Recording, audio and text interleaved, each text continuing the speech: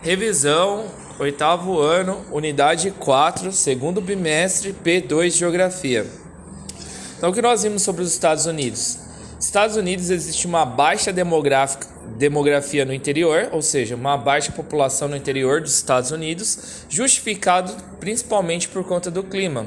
Então, um clima semiárido, desértico no interior dos Estados Unidos. A maior parte da população, ela acaba vivendo sobre as bordas dos Estados Unidos, sabe? As bordas, pensa na pizza, nas bordas.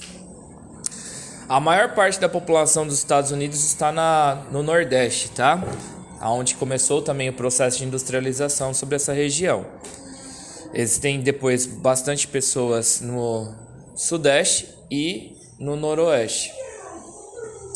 Xenofobia. Nos Estados Unidos há um grande crescimento xenofóbico. Conforme nós vimos, a cada 6 pessoas, uma é imigrante. A cada 4 crianças, uma é imigrante, principalmente mexicanas. Depois nós temos outros caribenhos, haitianos e japoneses e chineses.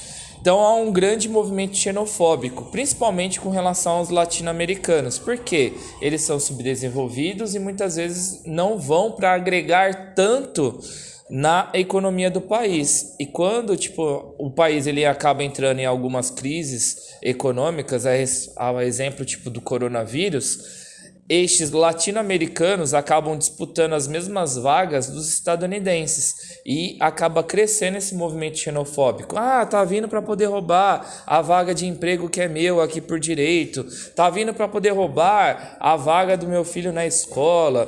Tá vindo para poder disputar aqui, acho que vocês entenderam já, né? Infelizmente, os de má índole acabam partindo para a criminalidade. E há um grande número aí, de latinos na área da criminalidade. Acho que vocês entenderam, né? Próximo, xisto. Existiu uma crise que afetou o mundo no final do século XX, que foi a crise petrolífera. O petróleo ele aumentou mais de 300% o preço do barril.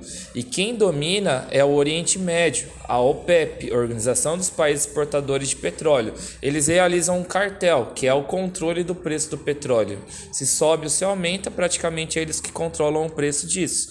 Os Estados Unidos ele conseguiu sair dessa dependência petrolífera, realizando o petróleo através do fraturamento do xisto betuminoso, ou seja, da queima do xisto, que é uma rocha. Os Estados Unidos ele se tornou autossuficiente no seu petróleo, não precisando depender de fatores externos da OPEP, lá do Oriente Médio principalmente.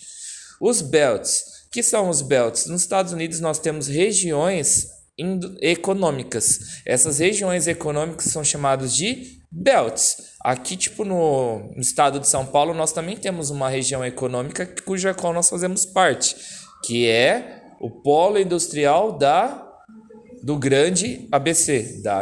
Do grande ABC. Seria um belt, se fosse nos Estados Unidos, a região do grande ABC. Então, os belts, eles são organizados por fatores como população, como clima, como relevo.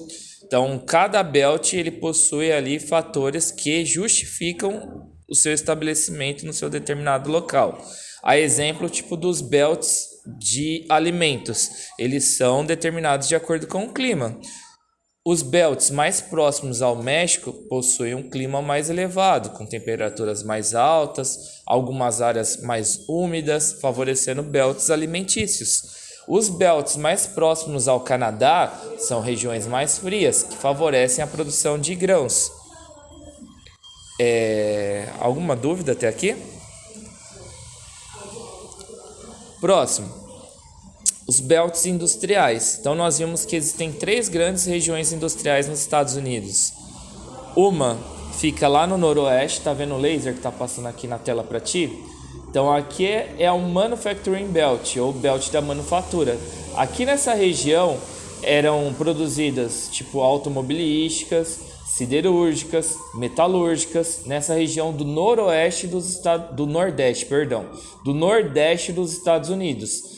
Este belt do Manufacturing Belt, de indústrias pesadas, mais antigas, acabou tipo sendo abandonado. Essas regiões industriais, até grandes transnacionais como Ford, como GM, acabaram tipo imigrando para países subdesenvolvidos, a exemplo do Brasil. Então essas regiões elas hoje são conhecidas como Rust Belt, Belt da ferrugem, por conta que essas atividades industriais foram deslocadas. Nós temos também a Mexamérica, que é a região de fronteira com o México, onde que se produz de forma diversificada e os trabalhadores recebem baixos salários.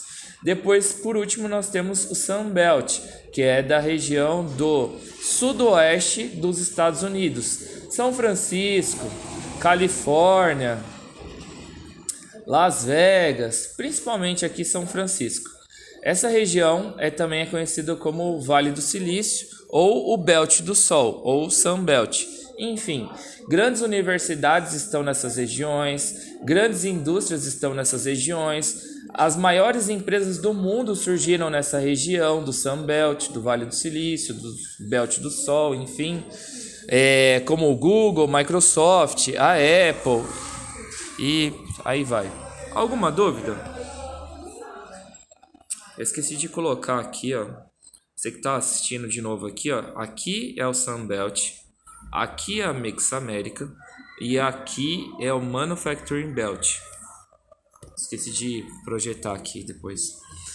Militarismo estadunidense. Estados Unidos, então, como nós vimos aí até na correção, existe base estadunidense espalhada pelo mundo todo. Para quê?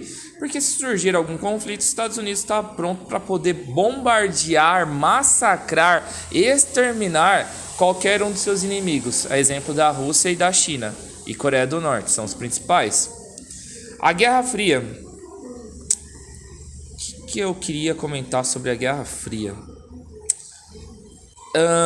Essas bases militares elas começaram a ser espalhadas durante a Guerra Fria. Acho que deve ser isso que eu vou cobrar na prova. Estados Unidos fez alianças militares durante a Guerra Fria, que foi a OTAN, a Organização do Tratado do Atlântico Norte, fazendo alianças com a Europa Ocidental. Deve ser isso que eu vou cobrar na prova. Guerra ao terror. Depois do 11 de setembro, durante o governo de George W. Bush, com a queda das Torres Gêmeas, que alguns dizem que foi real, outros dizem que foi uma teoria da conspiração, nunca saberemos. Mas depois do 11 de setembro, o George W. Bush ele começou a espalhar bases para o mundo todo. Já existiam, espalhou mais ainda, principalmente sobre a região do Oriente Médio, exemplo do Kuwait, com a justificativa que seria uma guerra ao terror, ou seja, guerra contra os terroristas que derrubaram as Torres Gêmeas. Alguma dúvida? Não? Economia chinesa. Nas últimas décadas, a China ela tem crescido cada vez mais. A China ela ocupa a segunda maior economia mundial.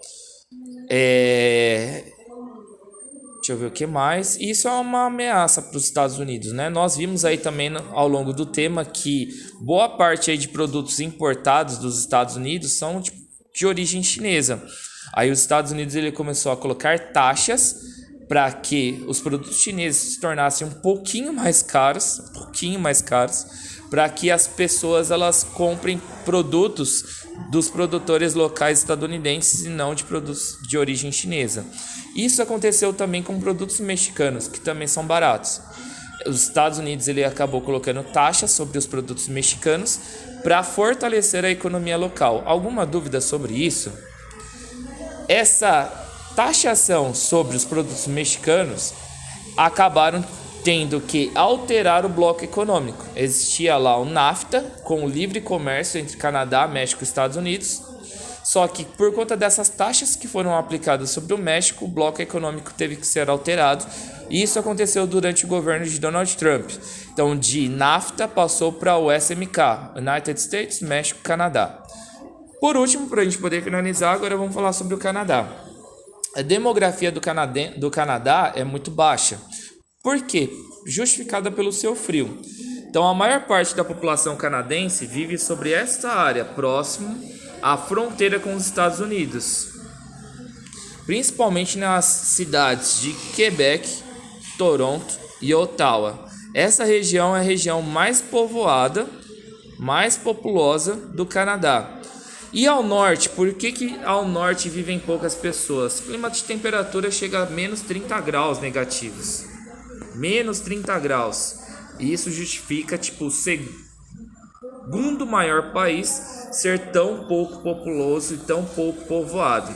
A maior parte da população que vive ao norte são os Inuits, que nós chamamos eles de esquimós. Prosseguindo. O Canadá ele vive um envelhecimento populacional. O que é o envelhecimento populacional? A estrutura está envelhecendo, ou seja, as crianças se tornando adultos, os adultos se tornando idosos. E não há uma reposição, as pessoas não têm tantos filhos. Isso, a população envelhecendo sem reposição é chamado de envelhecimento populacional. Para poder solucionar um pouquinho deste problema, o que é feito? Um incentivo à imigração. Então, o primeiro-ministro canadense ele incentiva as imigrações, principalmente para poder compor o mercado de trabalho que os canadenses não querem, que é restaurante, lanchonete, construção civil. Acho que deu para poder entender já, né? Supermercado, onde que recebe-se um salário mínimo. Por último, para a gente poder finalizar sobre a economia canadense, boa parte daquilo que o Canadá produz, ele vende para os Estados Unidos e boa parte daquilo que o Canadá compra, ele compra dos Estados Unidos. Isso por conta do favorecimento aí dos blocos econômicos. Os Estados Unidos ele vive bastante do extrativismo, tá? Tem grandes reservas de petróleo no Canadá. Falei Estados Unidos? Ai, perdão, Canadá. Ai, meu Deus. O Canadá tem grandes reservas de petróleo. O Canadá... Acho que é isso mesmo, extrativismo, petróleo. E também sobre o extrativismo, a celulose. Sim, metade das árvores, que são a taiga, metade das árvores de taiga, também a gente chama de boreal, ou pinheiro, ou árvore de Natal, do Canadá, foram destruídas para poder produzir jornal. Então, boa parte da celulose é a matéria-prima para poder produzir papel, corresponde à economia extrativista canadense. Alguma dúvida? E acabamos a revisão.